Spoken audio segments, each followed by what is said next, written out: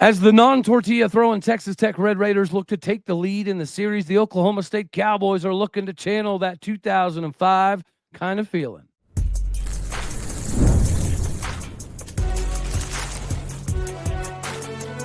You are Locked On College Crossover, part of the Locked On Podcast Network. Your team every day. Howdy, y'all, and hello, all. Welcome into this crossover edition. If I were to ever grow up and kind of do some adulting, I would try to aspire to be like the man, the myth, the Chris Level from Locked On at Texas Tech. How are we feeling today, brother man? You're gonna have to aim higher if you grow up than what I'm doing, man. So yeah, set your bar much higher. But Coach Stovall, it's a pleasure to be with you, sir. Well, thankfully for both of us, I'm probably never going to grow up. All right, so it's safe that I might not reach Chris level levels. Anywho, Chris, this is an exciting time for some of us here in Oklahoma State country. We do have some hope on the horizon coming up, but Texas Tech has a lot of capabilities. They have a ton of talent. I still think that, yes, I'm waving the white flag, okay? I'm wearing my neutral colors because I do think that you guys have the most talented team in the Big 12. I do still think that you guys are capable of taking down Oklahoma State. I don't want to say rather easily, but it should be a dub for Texas Tech. But let me actually real quick before we do all that fun stuff, we have to remind the fine folks out here today we're partially brought to you by Gametime tickets. Download the Gametime app, create an account, and use the code Locked On College, all one word, for $20 off your first purchase. All right, Mr. Christopher Level, let me know what happened in Red Raider Nation. I was always under the assumption that the blue collar, grab your bootstraps, go to work, go to war mentality was the Big 12, and that was something that Texas Tech embodied wholeheartedly. Yet last week, I heard a ton and saw a ton of comments in regards to we're propping up this conference and how difficult it is to be carrying the load. And now we understand what Utah fans are feeling and why they don't like the Big 12. And we can't wait to get to the SEC. Where did this all come from? And did I misread Texas Tech Nation for my entire life? Never a dull moment, right? And you do have, by the way, you do have excitement coming up because I think your basketball program is going to be much improved. Also, am wildly fascinated to see what direction that Chad Weiberg and company go in here with what is going to be one of the wildest coaching carousels that we may have ever seen. Yeah, I mean. It was week 8 last season before the first change was made. Now you're at like 8 or 9, even 10 changes made by week 8 this year. Just insane. Yeah. In one of those. Okay, so you ask about frustrated Texas Tech fans with the league or whatever. Okay, so You have act like you've been there before type mentality with some of these folks. Guess what? There's some folks that don't know how to act because they had never been here before, being ranked 7th in the country. Okay, that's just the harsh truth. Yeah. And second, I think a lot of this is it's tortilla related, but it's not about the act of being able to throw a floury, taco, as the Midwesterners call it. I saw an Iowa State columnist going, they're throwing tacos down there in Love. I'm like, it's a tortilla, man. You put some sausage in it, you put some meat. I mean, it's like, what are we doing? I mean, enchilada it up, whatever. Okay, we all know what a tortilla is. But it's because of the perception that you change the rule midstream. You feel like you're being picked on. It's like 15-1. Everybody voted against you, whatever. And so I think that people have kind of pointed to Brett Yormark and like kind of been like, man, well, this and that. Okay, so that's where a lot of this stems from. I would say to you, there is no other conference you're going to. That doesn't exist. Anybody can say all that they want and like, I can't wait to leave and go where. Okay, but this is just the harsh reality. if there is another shakeup in 3 to 4 years, then all bets are off. But right now, there is no option to join another conference, nor do you want to. The people that matter, nor do they want to. I don't know, man. The fans I saw last week are dead set that you guys are SEC ready, and you're the only team in the conference that has the availability for the SEC to give them a call, and you're the only team with the money to be SEC competitive. You have fans that sound like Utah, that are always like, well, we've always been Big Ten ready. We've always been better than the Big 12. And now you're seeing, again, Tech fans talk about this idea that they're ready for the SEC. And again, I like the fact that there is a little bit of animosity between Oklahoma State and Texas Tech to some degree. I think you would agree that this should be the most natural rivalry in the Big 12 after the Holy War. I know TCU and Baylor pretend they have one, but it is what it is. This is something that I think should always be a yearly matchup, but I never thought that Tech fans fancied themselves as a SEC kind of brand, even if they could. Even if I think this is the invite. I think this is a loud minority. Okay. And not based in realism. This is a football program that has been starved. They are desperate to win and win big because it has not happened. You have 3 double-digit win seasons in the last, is it like about 50 years, I think? This is just, and so, the rules have changed. You've taken advantage of them. Your stuff is nice. You are set up to succeed right now, but you've accomplished nothing to this point, and there is no offer. I'm just keeping it real. I mean, there is no offer to join. Because there was some. This is all intentional around here to get AAU status, to fund finish building projects, to be really good in football and basketball.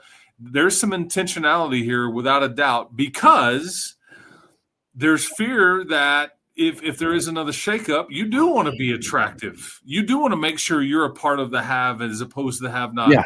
Nobody knows where this is headed, because Lubbock stands to lose. Texas Tech stands to lose.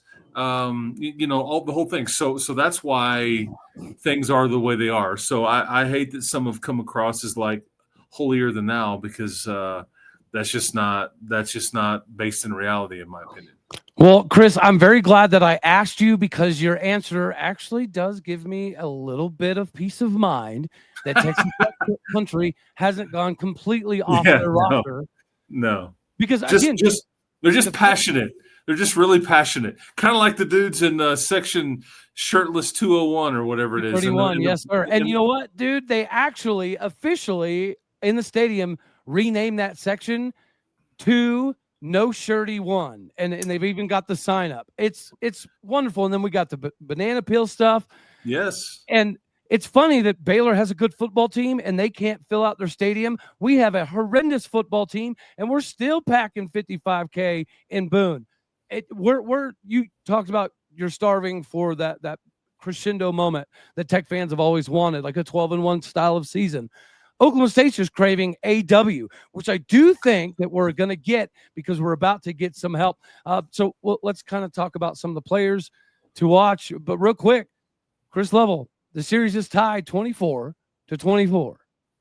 Do you think that is something that Texas Tech fans are talking about? Because another thing I am seeing online is Tech fans want revenge. They want to beat the tar out of Oklahoma State, because you should have last year. We had no business hanging with y'all last year. And I don't think that we put up 1,048 yards between us again in this ball game. But there is a revenge factor to some degree. And whenever I looked up the series, I didn't know we were tied.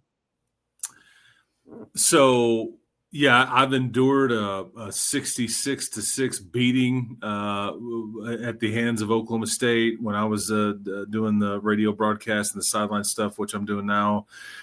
Several years ago, Oklahoma State to me has been the epitome of consistency. My oldest, my sweet daughter, is a senior at Oklahoma State right now. She has loved it. It has been phenomenal for her. She has got great memories and will have great memories of what's going on there. That's awesome. When she started to realize that the season wasn't going to be what she'd hoped, I guess because of Coach Gundy and just everything kind of spiraling out of control, she reached out and said, I don't know if it's going to be a very good game when we come up and play you guys, whatever. And I said, very politely, I said, hey, this is sports, kiddo. Like, I don't feel sorry for you. You sat in the stands at a Big 12 title game 2 years ago. I have never been. Yes. Ever. Yep. So, I mean, playful, but she's going to be at the game this weekend in Lubbock. Awesome. And all that stuff. But I felt like, Cody, at the onset of the whole realignment thing, I feel like that Texas Tech and Oklahoma State were the most simpatico of any. You're very similar in that you're kind of now searching for a rival. Your rival was like taken away or left. Yep. And you don't really have this natural, TCU and Baylor, they frustrate Texas Tech fans, but those two have each other. And then Oklahoma State's kind of left going, okay, well, and so it's this weird dynamic. And then they make it to where you're not even playing every year. So, but obviously Chad Weiberg spent a lot of time here. There's proximity. There's just a lot of similarities between these two institutions, and they should be playing every year. And we should. I just know that, for years, this was an extremely scary game for Texas Tech because Coach Gundy had it rolling, and you just couldn't crack the code, except for, ironically enough, Alan Bowman one night did. Just college sports, man. It's just like all full circle. And then last year it was like that was, unless you were coaching defense, that was a wildly entertaining game.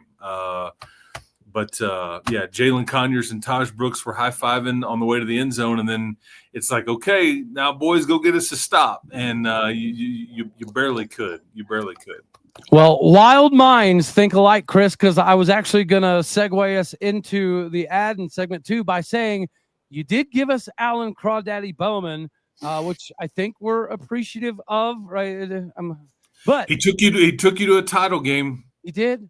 And he gave us one of the sweetest Bedlam victories in Oklahoma State history. So we're definitely going to reminisce some of the Alan Crawdaddy Bowman moments.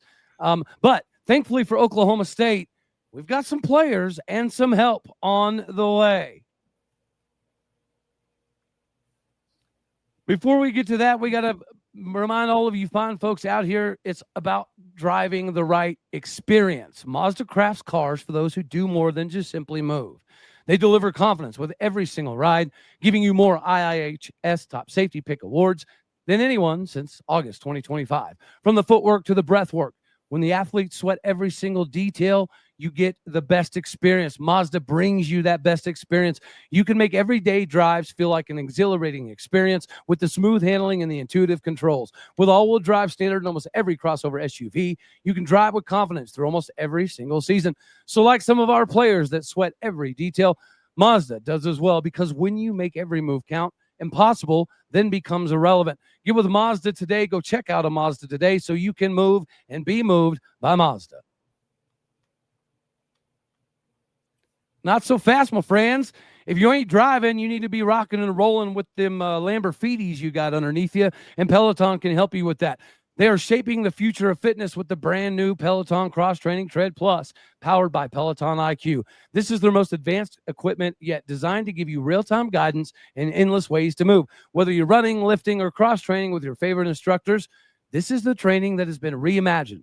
Peloton is built for breakthroughs with tools that help you plan, stay motivated, and reach peak performance. You're going to love the Peloton IQ system because it offers real-time strength coaching. It tracks every rep, suggests your right weights, and corrects your form, making every rep safer and smarter. The swivel screen is the game changer that you can go from running on a Tread Plus to strength training without missing a beat. So let yourself run, lift, flex, and push forward by exploring the new Peloton Cross Training Tread Plus system today. Make sure that you head on over to onepeloton.com.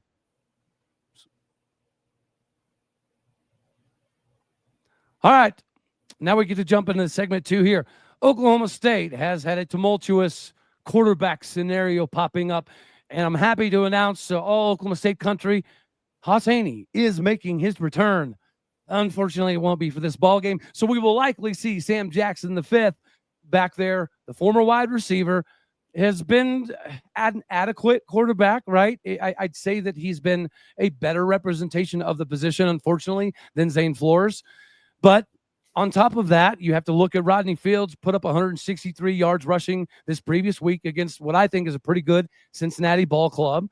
We have had some wide receivers get loose here and there. Trent Hallen was able to put up 89 yards a few weeks ago. I think we've got some capabilities defensively. Deshaun Brown, the starting defensive end, is back, and he got a sack in his first game back in action this previous week.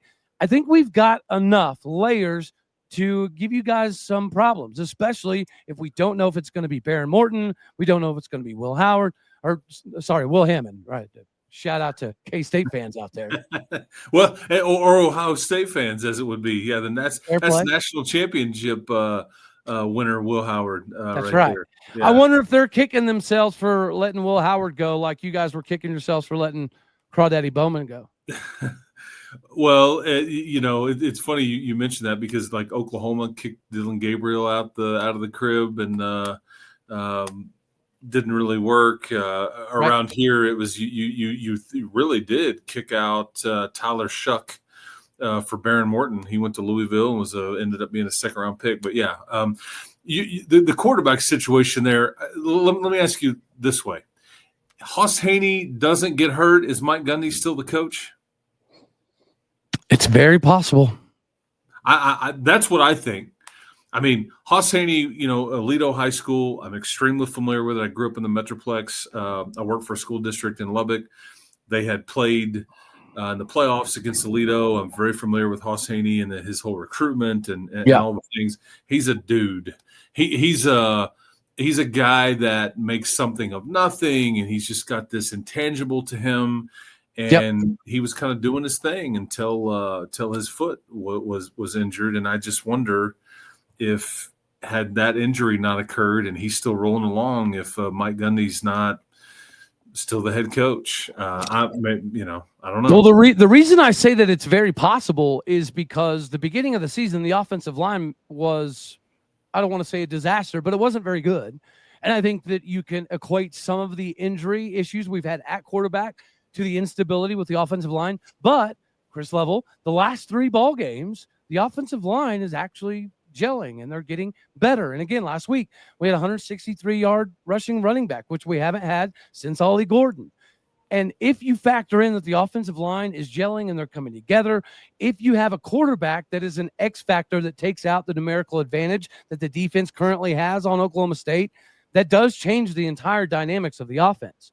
And that's, again, another reason I'm very excited about Haas coming back for the K-State matchup is I think Kevin Johns has been a better representation of an offensive coordinator, and that is the primary reason Haas Haney came to Oklahoma State. So if Haas Haney performs well the last 3 games of the season, perhaps that keeps Kevin Johns in Stillwater. And if Kevin Johns stays in Stillwater, then likely so does Haas Haney. But we don't have Haas available this week, and we do have a lot of problems to deal with at Texas Tech. It doesn't matter if it's Hammond or Morton. Let's push that aside. Either one of them's probably going to throw for 250, 300 yards. It's okay. We plan on shutting down the run and being aggressive on defense. We have had a nightmare covering top-notch tight ends. Does Texas Tech have a tight end that we need to be scared of this week, buddy? Okay, so first, Kevin Johns, awesome dude. He spent some time here under Cliff Kingsbury, phenomenal guy. Love seeing that Coach Meacham made the decision to, hey man, I can't keep track of everything, so I'm gonna let Coach Johns handle play calling duties. And what is it about running backs in Stillwater? It's like, shout out to the Tatum Bells of the world, man. I don't know where he's at these days, but they always have a good running back. And of course, Ollie Gordon, it's like, yeah, then we got some dude from Del City named Rodney Fields. And of course he goes for 160 in this last game. It's like, that's your birthright there, is just to have a really good running back always. And it's only his second game back. He missed 6 games. Yeah, it's just like death taxes in Oklahoma State having a good running back. So thank you, Barry. yeah, well, yeah. I mean, Thurman. There's just like there's a lot of them throughout the years. It's just like I said, they've got quite the tradition. Kind of like you'd like to think you have some quarterback and receiver stuff here at Texas Tech. I do think this is. I guess at the beginning of the week, I felt like this was going to be Barron's game. I do feel like as the week has gone along, I think this is maybe leaning toward a Hammond game, but again, nothing would surprise me. Maybe one of them starts and finishes it. Maybe they both play. But if Will Hammond starts this game, it's not going to shock me at all. You're in the midst of the season to where you got to make sure that Barron is healthy, and you've got a big game in Manhattan, Kansas next week, right? And a home against BYU the week after. The funny thing you say about all that about running the football and everything is aggressive on defense is like they felt like they were really bad running the football last week. The week before, they ran it for over 300 against Kansas. And then last week, it was kind of embarrassing. So I think there'll be a point that they really want to get their running game going with Cam Dickey and Jacoby Williams and even Will Hammond if he's the one that starts. Your receivers are going to be Reggie Virgil and Caleb Douglas. They're very good outside receivers. They've had their moments. The tight end that you're asking me about, the answer is yes. However, I think there's a Hoss Haney issue there. I don't think Terrence will play this week. He limped off last week in Arizona State. He's a really good player and one of your most dynamic because he's a 6'2" tight end, although he's 250 and just super fast. And he'd had several touchdown catches. He was a big part of the portal class, but I don't think he will. I don't think he will suit up this weekend. So, but I do think the two outside receivers. There's the two running backs, and we'll just kind of see what everything looks like. Can I ask you about a guy named Wendell Gregory? You sure can. He comes off to me as like somebody that is got a lot of promise and possibilities out there. 100%. I think, the beginning of this season, he was leading the country in sacks. He was leading the country in TFLs for a few weeks. And then he largely disappeared for a few games for whatever reason. Just getting double teamed and like getting ganged up on maybe? That and schematically going away from him and trying to isolate him or get running back to chip and help in the second level. So defenses or offenses find creative ways to combat his ability. You're 100% right. Wendell likely is the most talented player that we have on defense, but schematically offenses have found a way to isolate him and kind of take him out of the equation. So it'll be interesting to see if Tech's able to do the same. Yeah, I mean, he was a big time get out of South Carolina. He's been a wonderful presence. And hopefully he's somebody that we utilize moving forward as like a cornerstone piece for the next defense. Talking about defense, before we get to segment 3, one of the best fan favorites of all time in Oklahoma State history is Malcolm Rodriguez. You have somebody that is very, very comparable on the defense with the same last name. Does he carry the same cachet that Malcolm did in Stillwater? Because next to Barry Sanders jerseys, I'm pretty sure Malcolm Rodriguez jerseys are right up there. I get asked. I was first asked this about 5 or 6 weeks ago, and at first I almost was kind of like I scoffed. But I get asked, "Hey man, is Jacob Rodriguez better than Zach Thomas?" To which that is heavy steps. I mean, Zach Thomas is an NFL Hall of Famer. Oh yeah, and I mean, at least at the college level, I mean, his production would say. It's pretty good, and he looks like a carbon copy of Malcolm. It's like they're twinning out there. Yeah, I mean, and like I love what I do. I know you do too. But when you get to be around people like Jacob Rodriguez, it makes you feel better about yourself just because they are just such a good human. It gives you a really good perspective on young people in the world. Like, you know what? There's a lot of chaos out there. We're going to be okay when you got people like that there out there in the world. him. Yeah. Yep. And his wife is a Black Hawk helicopter pilot in the Army. Really? Yes. I mean, like stud. These people have Americana running through their veins. I love it. They are quality humans. He's just a really good player, but a really good person. But yeah, I appreciate you including him in the same conversation with Malcolm, because there's probably there's probably a lot of similarities there. Yes. Well, you know what, Chris Level, I try to do my darndest. He made it easy with the same last name and almost the same size and almost the same game. But it is fun to watch. And I'm glad you mentioned that. He's a red-blooded, tried and true American. Yes. Listen to that, Red Raider Nation. He's a Big 12 guy. That's what that means. All right, Chris, before we skedaddle on off of here, we have to remind the fine folks out here, if you're looking for tickets for this game or any game or basically any event out there, Gametime is the bee's knees for all of your ticketing needs. Whenever you're sifting through the craziness of college football tickets, have somebody by your side. You know the tailgates, the rivalries, the energy. There's nothing like it. But we got to be honest, getting tickets can feel much more like an intense battle than the game on the field itself. Whether it be the endless waiting, the hidden fees, the prices jumping at checkout, Gametime gets rid of all of the craziness. They're the app that gives the advantage back to you, the fans. It's the easiest way to score last-minute tickets at the best prices with no surprise fees. What you see is what you'll pay. The app makes it super simplistic. You can even see the exact view from the seat before you purchase, so there's no craziness of getting put in the wrong spot. Honestly, it's the fastest, cheapest, best option out there that's going to save you time that is important to you. You're going to love the zone deals. Pick the section, Gametime picks the seats, and you save big. So take the guesswork out of buying college football tickets with Gametime. Download the Gametime app, create an account, use the code LOCKEDONCollege, all one word, for $20 off your first purchase. Terms apply, but again, create that account, redeem that code, LOCKEDONCOLLEGE, for $20 off. It's super simple. Swipe, tap, ticket, go, and go. Download Gametime tickets today. All right, buddy, I talk so much. We're coming up on the home stretch here, though. Is there more chaos coming in the Big 12? I know the answer is yes, because Haas Haney is that guy with the X factor. So if I'm Kansas State, UCF, or Iowa State, I'm not happy about this news whatsoever, because it's very visible Oklahoma State is getting better. Does that mean we're a good football team? No.